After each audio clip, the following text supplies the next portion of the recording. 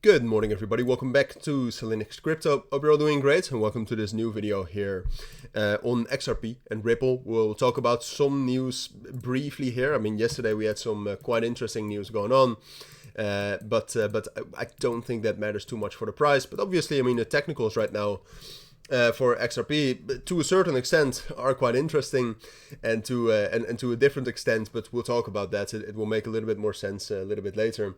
The price action is also very, very boring, but more on that later. In general, I'll just try to keep you prepared for all the different scenarios here, and just in general what you need to be prepared for. So that's the idea. Let's get right into it. So yesterday, the news that we got is that we heard that Ripple tried to acquire Circle, which obviously is from USDC.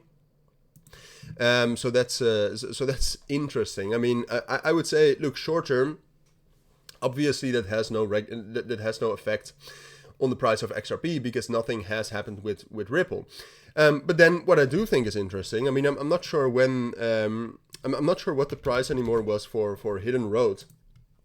But they paid much less. Yeah, they acquired Hidden Road for $1.25 billion. So in general, that means even with the fine they probably have to pay still to the SEC, that still means they have a lot of capital, right? And we already talked about the acquisition of Hidden Road. That I thought that was more bullish than the market at that point of time priced in, because basically what they're creating is an actual business around Ripple, right? I mean, the XRP ledger, in my experience, is not that big, right? So that's obviously creating value, but the value that creates. Excuse my eye, by the way, if you see that my eye is a little bit irritated. I have those night lenses, and one of them was still a little bit. I cleaned them, and I think there was some cleaning material on them.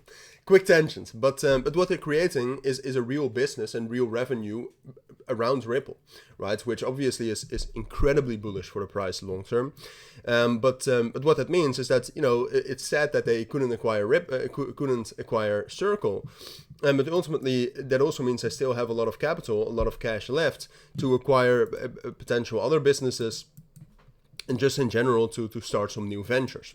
So I think long term that's bullish. Like I said, short term, same thing as with the Hidden Road acquisition.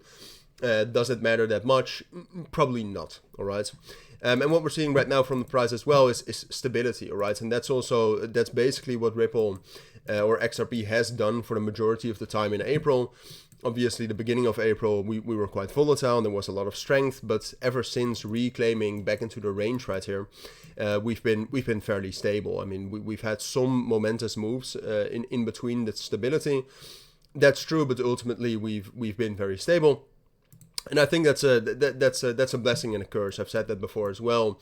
But that means that, you know, yesterday when Bitcoin pushed down quite a fair bit, XRP was able to hold support very, very easily. And we still have a huge buffer of support down here between 2.1 and 1.95.